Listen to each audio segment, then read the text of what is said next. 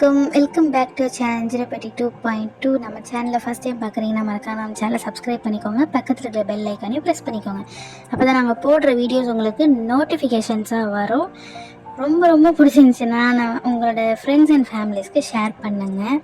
இன்றைக்கான vlog, food video, சமையல் video என்ன நம்ம இன்றைக்கி பார்க்க போகிறோம் அப்படின்னா, போட்டி கிரேவி தான். அது எவ்வளோ ருசியாக செய்கிறது, ப்ளஸ் அதே நேரத்தில் அதை எப்படி க்ளீன் பண்ணுறது அப்படிங்கிறதும் இதில் நான் வீடியோவில் பார்க்க போகிறோம். அதுதான் இன்றைக்கான வீடியோ.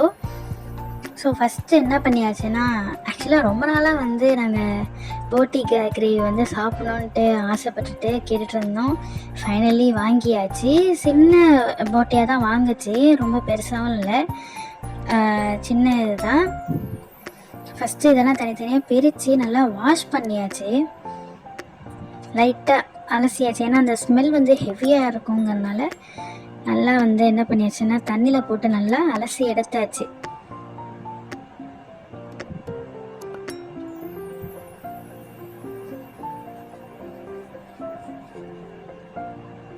உள்ளெல்லாம் எப்படி இருக்குன்னு பாருங்கள். இதுதான் நம்ம க்ளீன் பண்ண போகிறோம். இப்போ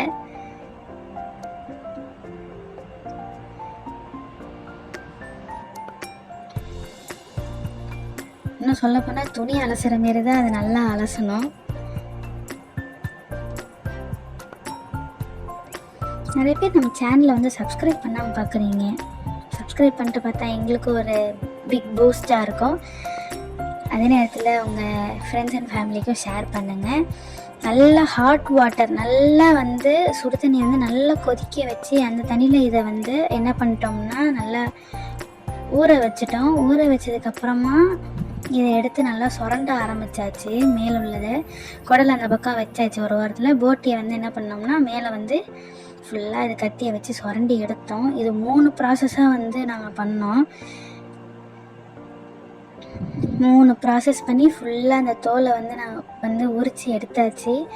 உள்ளதும் அந்த தண்ணியில் போட்டதுனால, சுடு தண்ணியில் நல்லா கொதிக்கிற தண்ணியில் போட்டதுனால அழகாக எடுக்க வந்துருச்சு.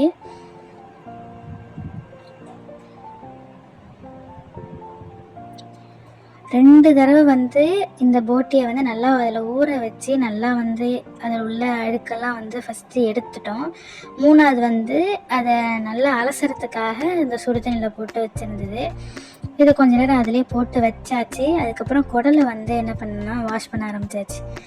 அது இந்த விளக்கமாறு குச்சி இருக்க தெரியுமா, அதை அந்த குடலோட அந்த மெயின் அந்த ஹோலில் விடாமல் சைடில் ஒரு ஓட்டை மாரி போட்டு அது மூலயமா பெரட்டி அது உள்ளது எல்லாமே அழகாக வெளில வந்துருச்சு. இது தெரியும்னு நினைக்கிறேன் உங்களுக்கு, கையில் உள்ளது. அவ்வளோதான், வாஷ் பண்ணி அழகாக தனியாக எடுத்து வச்சாச்சு. இன்னும் 2 வாட்டி அதை நல்லாவே வாஷ் பண்ண. குடல் ரொம்ப நேரம் எடுத்துச்சு அதுக்கே. அதை நான் ரொம்ப லாங் வீடியோவாக எடுக்கலை. அந்த போட்டியை நல்லா அலசி உள்ள அந்த பச்சை பசங்க அதெல்லாம் நல்லா எடுத்து போட்டு ஃபுல்லாக என்ன பண்ணியாச்சுன்னா நறுக்கி தனித்தனியாக எடுத்து அலசியாச்சு. அது கலரை பார்க்கும்போது தெரியும் எப்படி சுத்தம் பண்ணியிருக்கோம் அப்படின்னு. நான் எடுத்து வேணால் காட்டுறேன் பாருங்கள். உண்மையாக எப்படி தான் இருந்துச்சு நல்லா வாஷ் பண்ணதுக்கப்புறம்.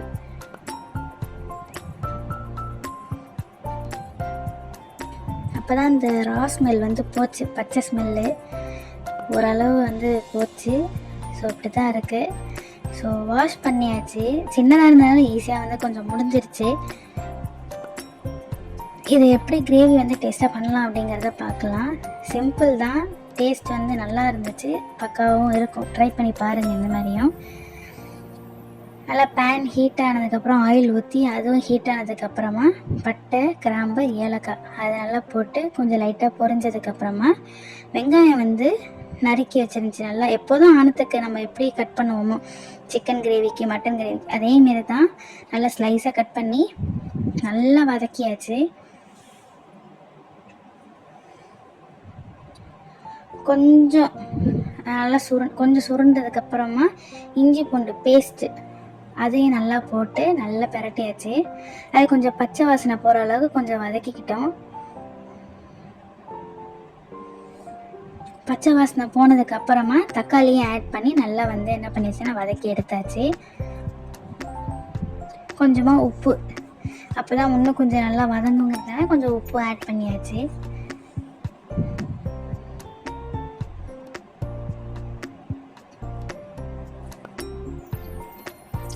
நறுக்கி வச்சுருந்தேன். அது முன்னாடியே கொஞ்சமாக எடுத்து மல்லி புதினா ரெண்டுமே வந்து என்ன பண்ணியிருந்தேன்னா கட் பண்ணி வாஷ் பண்ணி வச்சுருந்தேன்.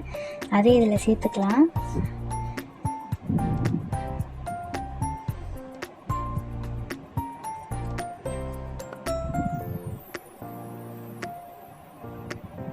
இப்போ வந்து மசாலா என்னென்னு பார்த்துடலாம். மஞ்சத்தூள் வந்து ஒரு 1/4 டீஸ்பூன் அளவுக்கு நான் வந்து சேர்த்துக்கிட்டோம். நல்லா எண்ணெய் வந்து நல்லா கக்கிட்டு வருது பாருங்கள். அந்த டைமில் மிளகாய்த்தூள் காரத்துக்கு உங்கள் காரத்துக்கு ஏற்ற மாதிரி போட்டுக்கோங்க. இதெல்லாம் வந்து கொஞ்சம் காரம் சுள்ளுன்னு சாப்பிட்டா தான் வந்து டேஸ்ட் வந்து நல்லாயிருக்கும். அதனால கொஞ்சம் காரம் கூட தான் போட்டுக்கிட்டோம் நாங்கள்.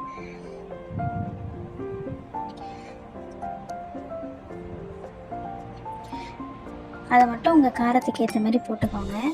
அடுத்தது வந்து வீட்லேயே வந்து நாங்கள் ஹோம்மேடாக அரைச்ச கறி மசாலா அதை தான் இதில் வந்து ஆட் பண்ணோம். அந்த கறி மசாலாலே நாங்கள் வந்து மல்லி, அதுக்கப்புறம் வந்து மிளகு, சீரகம் அதெல்லாம் வந்து சேர்த்தே வந்து அரைச்சதுனால வேறு எந்த மசாலாவும் இதில் ஆட் பண்ணல.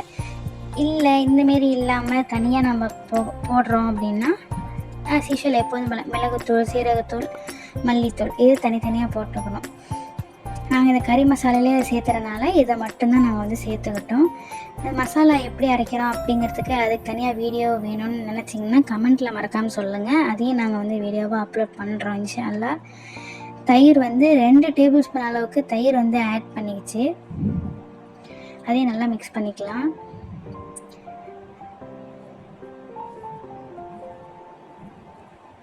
கறி மசாலா வந்து நாங்கள் 1.5 டேபிள் ஸ்பூன் அளவுக்கு வந்து ஆட் பண்ணிக்கிட்டோம்.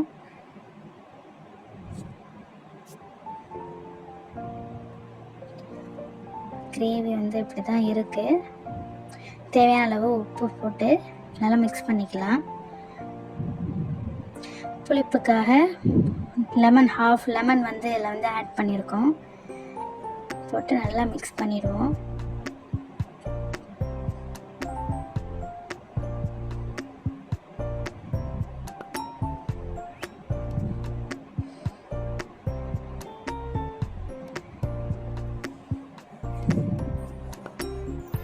இப்போ நம்ம க்ளீன் பண்ணி வச்சுருந்த போட்டியை வந்து இதில் போட்டுடலாம்.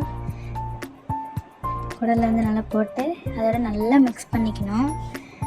மிக்ஸ் பண்ணி லைட்டாக ஒரு கொதி வந்ததுக்கப்புறமா குக்கர் வந்து விசில் போட்டாச்சு. ஒரு 7 to 8 விசில் வரைக்குமே நாங்கள் விட்டோம் வேவறதுக்கு. 7லேருந்து 8 விசிலு. தேவையான அளவு தண்ணி ஆட் பண்ணி இப்போ வந்து என்ன பண்ணியாச்சுன்னா க்ளோஸ் பண்ணியாச்சு.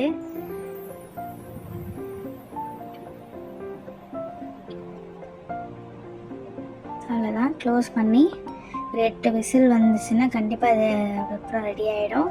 கடைசியாக லாஸ்ட்டாக வந்து என்னன்னா கத்திரிக்காய் வந்து போட்டு நல்லா ஒரு கொதி, நல்லா 2 கொதி வந்து ஆஃப் பண்ணிங்கன்னா டேஸ்ட் உண்மையாக சூப்பராக இருக்கும். இதுக்கு வந்து மெயின் கத்திரிக்காய் தான் ஆட் பண்ணணும். அதை நான் வந்து வீடியோ எடுக்க மறந்தாச்சு.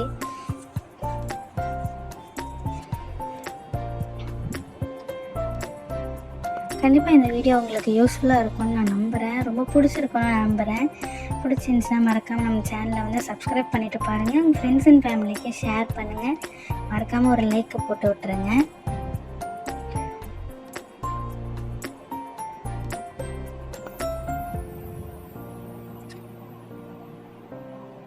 இன்றைக்கான லன்ச் வந்து இது தான், போட்டி கிரேவி.